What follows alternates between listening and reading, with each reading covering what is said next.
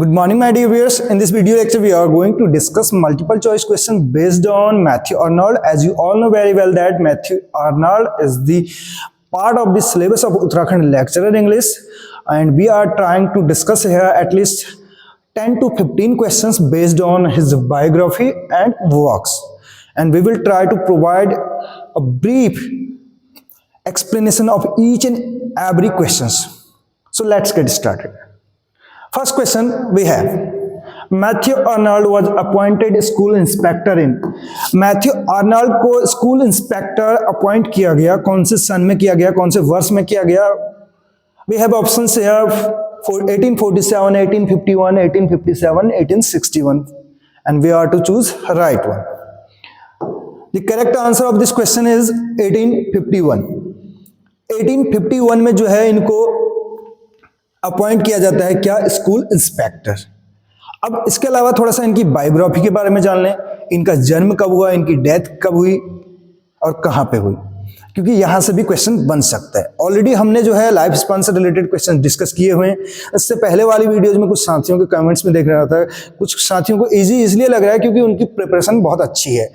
एक चीज कही जाती है, the more we study the more we find our ignorance. जितना हम अधिक पढ़ते हैं उतनी ज्यादा हम अपनी अज्ञानता को खोजते हैं। तो ये कंटिन्यू रहना चाहिए और कोशिश ये कर सकते हैं आप इजी तब कहिएगा जब 10 आउट ऑफ 10 आप गेन कर पा रहे हैं। अगर 10 में से आप 9 गेन कर रहे हैं, एक नंबर भी आपका छूट रहा है, तो that 1 mark will be crucial, वही निर्णायक होगा। इस चीज को ध्यान रखिएगा। इसमें देखिए मैथ्यू अर्नोल्ड की हम बात करें तो ये सबसे ज्यादा प्रभावित अगर बात करें तो विलियम वर्ड्सवर्थ से थे, ये भी चीज आपको ध्यान रखनी है। और इनके लाइफ स्पैन की बात करें, 24 दिसंबर को इनका जन्म होता है। ही वॉज बोर्न ऑन 24 दिसंबर 1822।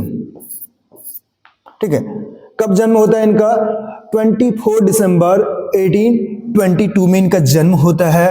और अगर बात करें इनकी डेथ की तो 15 अप्रैल हो जाएगा। ठीक है, 15 अप्रैल 1888 को इनकी मृत्यु हो जाती है, इनकी डेथ हो जाती है। ये चीज आपको ध्यान रखनी है। इनका लाइफ स्पैन 1822 से लेके 1888 तक रहता है।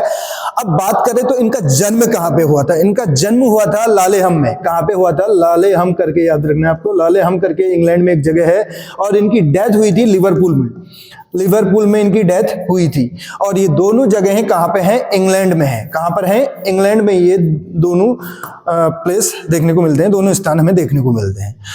तो रही बात मैथ्यू अर्नोल्ड के लाइफ स्पैन की 1822 से 1888। 1888 से आप कैसे याद करेंगे, मैंने इससे पहले की वीडियो में बताया था। 1888 में इनकी डेथ होती है। 1888 में टीएस एलियट का जो है जन्म होता है। टीएस एलियट के लाइफ स्पैन की अगर बात करें तो आपको बताना है 1888 में उनका जन्म होता है, डेथ कब होती है वो आपको बताना है। ठीक है, बढ़ेंगे नेक्स्ट क्वेश्चन की ओर। अगला क्वेश्चन जो है क्वेश्चन नंबर 2 में कहा जा रहा है, जो अर्नोल्ड के फादर थे, आपको पता है इनके फादर का नाम था टॉमस अर्नोल्ड। ठीक है, टॉमस अर्नोल्ड इनके फादर का नाम था। वॉज एसोसिएटेड विद, तो एसोसिएटेड थे कौन से? उससे थे कैम्ब्रिज यूनिवर्सिटी से, ऑक्सफोर्ड यूनिवर्सिटी से, रग्बी चैपल या ईटन कॉलेज। ठीक है, तो इसका करेक्ट आंसर क्या हो जाएगा? Rugby Chapel. अब यहां पर रग्बी स्कूल की अगर बात करें, रग्बी स्कूल में वो हेडमास्टर अपॉइंट किए जाते हैं 1828 में। कब अपॉइंट किए जाते हैं हेडमास्टर? 1828 में हेडमास्टर जो है यहाँ पे अपॉइंट किया जाता है उनको। किसको? हम बात कर रहे हैं टॉमस अर्नोल्ड की। टॉमस अर्नोल्ड कौन है? फादर ऑफ मैथ्यू अर्नोल्ड हैं। ये आपको ध्यान रखना है इस चीज को। ठीक है, इसके अलावा अगर बात करें तो इन्होंने एक वर्क भी लिखा था अपने फादर के ऊपर ही, टॉमस अर्नोल्ड के ऊपर, रग्बी चैपल करके। रग्बी चैपल करके, रग्बी स्कूल से रग्बी चैपल आपको याद रखना है। रग्बी चैपल आपको याद रखना है। बढ़ेंगे नेक्स्ट क्वेश्चन की ओर। अगला क्वेश्चन क्या कहता है? देखिए अगला क्वेश्चन क्या कहता है, इसमें हमसे पूछा जा रहा है जो है अर्नोल्ड वॉर न्यूडिगेट अवार्ड। न्यूडिगेट अवार्ड जो है इनको किसके लिए मिलता है, ये हमसे पूछा जा रहा है। ठीक है, न्यूडिगेट अवार्ड की अगर बात करें तो न्यूडिगेट अवार्ड जो मिलता है डोवरविज के लिए मिलता है, या थायरेसिस के लिए मिलता है, सोहराब एंड रुस्तम के लिए मिलता है, या क्रोमवेल के लिए मिलता है। तो इसका करेक्ट आंसर हो जाएगा क्रोमवेल के लिए इनको न्यूडिगेट अवार्ड मिलता है। और ये कब मिलता है? ये मिलता है 1843 में। कब मिलता है? 1843 में। इसको आपको नोट डाउन कर लेना। 1843 यानी कि ये वही साल है जब विलियम वर्ड्सवर्थ जो है पोएट लॉरेट बनते हैं। 1850 में विलियम वर्ड्सवर्थ की डेथ हो जाती है और इनकी डेथ पे ही ये एक एलेजी लिखते हैं, जिसमें जो रिसेंटली जो रोमांटिक पोएट्स हैं उनकी डेथ पे एलेजी लिखते हैं, उसमें मेमोरियल वर्सेज करके आपने वो करना है। मैं यहीं पे उस चीज को कंपेयर करा रहा हूं 1850 को कैसे आपको याद रखना है। 1850 में मेमोरियल वर्सेज, ठीक है, मेमोरियल वर्सेज करके एक इनका वर्क है, मेमोरियल वर्सेज, ठीक है, वर्सेज करके है, और जिसमें ये 3 जो है रोमांटिक पोएट्स की डेथ पे एलेजी लिखते हैं, जिसमें एक तो है जिनको गेटे बोल दिया जाता है, ठीक है, दूसरा है बायरन, लॉर्ड बायरन, डॉन जुआन वाले, और तीसरे हैं इसमें विलियम वर्ड्सवर्थ। कौन है? वर्ड्सवर्थ हैं इसमें। ये 3 के 3 हमें जो है याद रखने हैं। वर्ड्सवर्थ, ठीक है, विलियम वर्ड्सवर्थ 1850 में एलेजी लिखते हैं, मेमोरियल वर्सेज। मैं इसको कैसे कंपेयर करा रहा हूं? 1843 में न्यूडिगेट अवार्ड मिलता है किसके लिए? क्रोमवेल पोएम के लिए मिलता है किसको? मैथ्यू आर्नोल्ड को। और 1843 को हमने कंपेयर कराया कैसे? 1843 में जो है विलियम वर्ड्सवर्थ जो हैं पोएट लॉरेट बनते हैं, और कौन सा वहां पे मोनार्क था उस टाइम पे, ये भी क्वेश्चन पूछ लिया जाता है। क्वीन विक्टोरिया थी 1843 में। ध्यान रखिएगा, हम विलियम वर्ड्सवर्थ को रोमांटिक एज का समझ के वहां पे कंफ्यूजन नहीं होना चाहिए। एग्जाम में मोनार्क पूछा जाएगा तो क्वीन विक्टोरिया थी वहां पे, और उस दौरान ये पोएट लॉरेट बनते हैं 1843 से लेके 1850 तक। और 1850 को हम कैसे कंपेयर करा रहे हैं? मेमोरियल वर्सेज से। और वहां पे मेमोरियल वर्सेज जो है इनका एक वर्क है, इनकी एक एलेजी है मैथ्यू आर्नोल्ड की, जिसमें ये रोमांटिक जो पोएट्स हैं उनकी डेथ पे लिखते हैं, जिसमें गेटे हो गए, बायरन हो गए और वर्ड्सवर्थ हो गए। और ये लॉर्ड बायरन वही हैं जिन्होंने कहा था I woke up one morning and found myself famous. I woke up one morning कहने का मतलब है I awoke one morning and found myself famous. ये इनकी लाइन थी, किसकी? बायरन की। बढ़ेंगे नेक्स्ट क्वेश्चन की ओर। अगला क्वेश्चन क्या कहते हैं? देखिए, इम्पीडोकल, ठीक है, on Etna, Empedocles on Etna was withdrawn, withdraw, withdrew, withdrawn, draw, drew, drawn. तो वहीं से बन रहा है विड्रॉ करना, विड्रॉ करना, निकालना। जैसे उड्डॉल, उड्डॉल बोल देते हैं, बहुत सारे आपने सुना होगा, जब बैंक से पैसे निकालने होते हैं, विड्रॉ, ठीक है।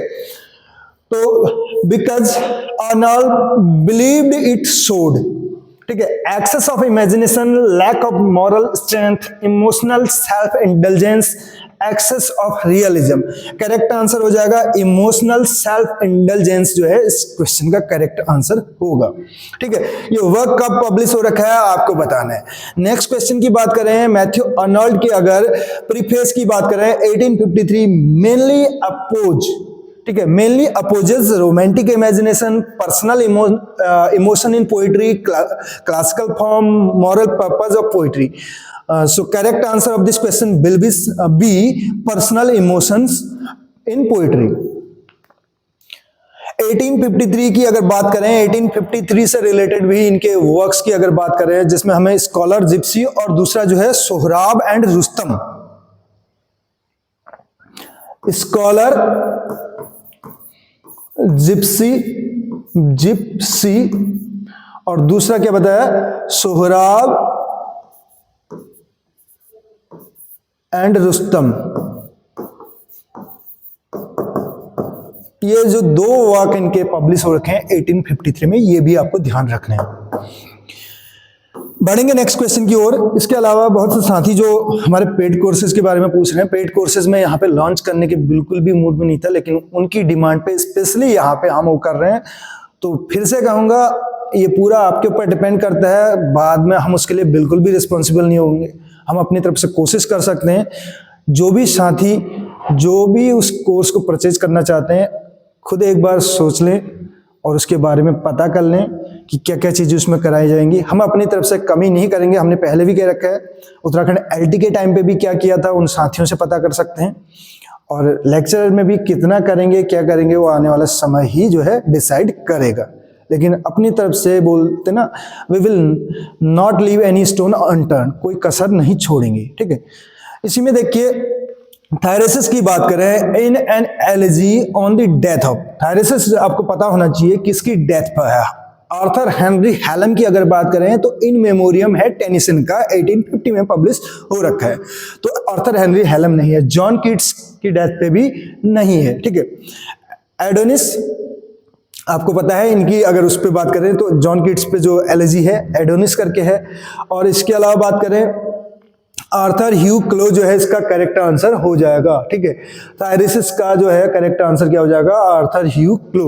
आर्थर ह्यू क्लो जो है इसका करेक्ट आंसर होगा, जो कि थायरिसिस की बात करें तो पब्लिश कब हो रखा है, 1865, 1865, ये ध्यान रखना है। नेक्स्ट क्वेश्चन की बात करें, अगला क्वेश्चन सोहराब एंड रुस्तम, बहुत बार पूछा जाता है क्वेश्चन।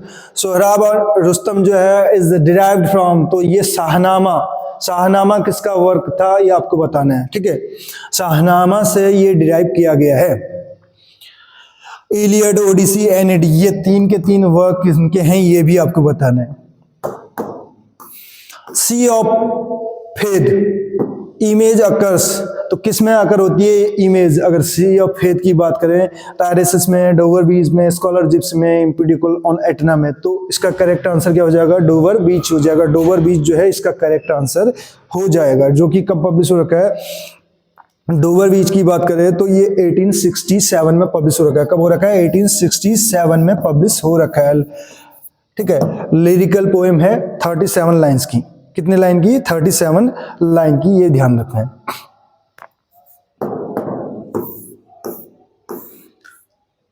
क्वेश्चन नंबर 9 आपके सामने है और पूछा क्या जा रहा है, अर्नल्ड का जो टचस्टोन मेथड है, ठीक है, is primarily concerned with historical background, moral philosophy, absolute poetic excellence, readers response, ठीक है। तो करेक्ट आंसर हो जाएगा एब्सोल्यूट पोएटिक एक्सलेंस। अब टचस्टोन मेथड का जिक्र कहाँ पे ये करते हैं ये आपको बताना है, कौन से वर्क में करते हैं ये आपको बताना है। नेक्स्ट क्वेश्चन है, according to Arnold the chief function of the criticism is, जो चीफ फंक्शन है, मुख्य जो कार्य है किसका, क्रिटिसिज्म का, वो क्या है।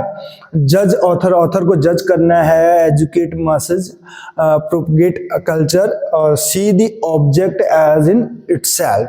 तो क्या है इसका जो फंक्शन है वो ऑब्जेक्ट को कैसे देखना है, जैसा ये स्वयं में है वैसे ही देखना है इसको, ठीक है।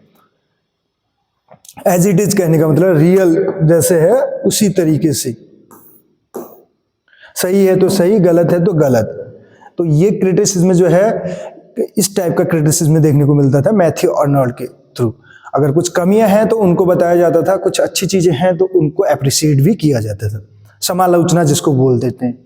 कल्चर एंड अनार्की जो है वाज फर्स्ट पब्लिश्ड एज, तो कल्चर एंड अनार्की की बात चल रही है तो पहली बार ये पब्लिश होता है, पूछा जा रहा है। आप जो है ये कल्चर एंड एनार्की की बात चल रही है, ठीक है। इसका करेक्ट आंसर हो जाएगा क्या, सिंगल बुक होगा, सीरीज ऑफ लेक्चर्स होगा, एसेज इन जर्नल होगा, पॉलिटिकल पैम्पलेट्स होगा। तो एसेज इन अ जर्नल होगा, ठीक है। और ये कब पब्लिश हो रखा है इसकी बात कर रहे हैं, एनार्की, ठीक है, 1869। ठीक 100 साल बाद चले जाएं तो 1969 में जो है नोबेल प्राइज मिल रखा है सैमुअल बेकेट को, वेटिंग फॉर गॉडो वाले। फिलिस्तीन्स की बात की जाए, in Culture and Anarchy refers to, इसका मतलब क्या होता है, एरिस्टोक्रेसी होता है, वर्किंग क्लास होता है, मिडिल क्लास होता है, या फिर डी है जो है क्लर्जी। तो इसका करेक्ट आंसर हो जाएगा middle class.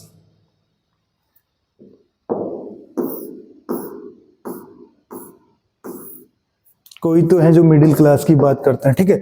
अर्नल्ड्स idea of culture aims at, जो अर्नल्ड के आइडिया हैं कल्चर से रिलेटेड, उनका क्या उद्देश्य रहता था, मटेरियल प्रॉस्पेरिटी रहता था, सोशल रिवॉल्यूशन रहता था, ह्यूमन परफेक्शन या पॉलिटिकल फ्रीडम। तो कल्चर की बात करें तो ह्यूमन परफेक्शन, मानव की पूर्णता, मनुष्य की पूर्णता। क्वेश्चन नंबर 14 आपके सामने है, इसमें देखिए sweetness and light originally comes from, तो स्वीटनेस एंड लाइट ये फ्रेज कहाँ पे देखने को मिलता है और ये कहाँ से बोरो इन्होंने कर रखा है, इन्होंने बोरो कर रखा है, ये जोनाथन स्विफ्ट का एक वर्क है, the battle of the books, the battle of the books करके 1704 है, अगर मैं सही हूं तो आप एक बार चेक कर लीजिएगा, battle of the books, battle of the books, ठीक है, वहां से इसको बोरो किया गया है, ठीक। जोनाथन स्विफ्ट गुलिवर ट्रेवल वाला है, ठीक है। मैथ्यू अर्नल्ड की बात करें, delivered lectures on Homer at, तो लेक्चर्स ऑन होमर की बात करें तो कहाँ पे डिलीवर करते हैं? कैम्ब्रिज में, ऑक्सफोर्ड में, लंदन में, एडिनबर्ग में। तो इसका जो करेक्ट आंसर हो जाएगा वो क्या हो जाएगा? इसका करेक्ट आंसर हो जाएगा ऑक्सफोर्ड। क्या हो जाएगा? ऑक्सफोर्ड जो है इसका करेक्ट आंसर हो जाएगा। तो ये थे कुछ इंपॉर्टेंट क्वेश्चन जो कि हमने यहाँ पे डिस्कस करने की कोशिश की मैथ्यू अर्नल्ड से रिलेटेड। कैसी लगी आपको वीडियो जरूर बताएगा। इसके अलावा इसमें अगर बात करें, लास्ट में हमारे पास जो है आंसर की है इसकी, आप देख सकते हैं, ठीक। तो ये 15 क्वेश्चन यहाँ पे डिस्कस करने की कोशिश की और इनके जरिए थोड़ा बहुत हमने जो है मैथ्यू अर्नल्ड के बारे में बेसिक से इंफॉर्मेशन भी देने की कोशिश की। कैसी लगी आपको वीडियो जरूर बताइएगा। वीडियो पसंद आई हो तो एक लाइक जरूर कीजिएगा। और इसी तरीके से ये यहाँ पे 15 क्वेश्चन आपको दिए गए हैं, यही सीरीज हमारी कंटिन्यू रहने वाली है। हर एक राइटर पे एटलीस्ट 25 to 30 क्वेश्चन पहले राउंड में, फिर जो है एडवांस लेवल के 20 क्वेश्चन और उसमें कराए जाएंगे जो कि उनके वर्क से रिलेटेड होंगे। मिलते हैं अगली क्लास में। Thank you so much.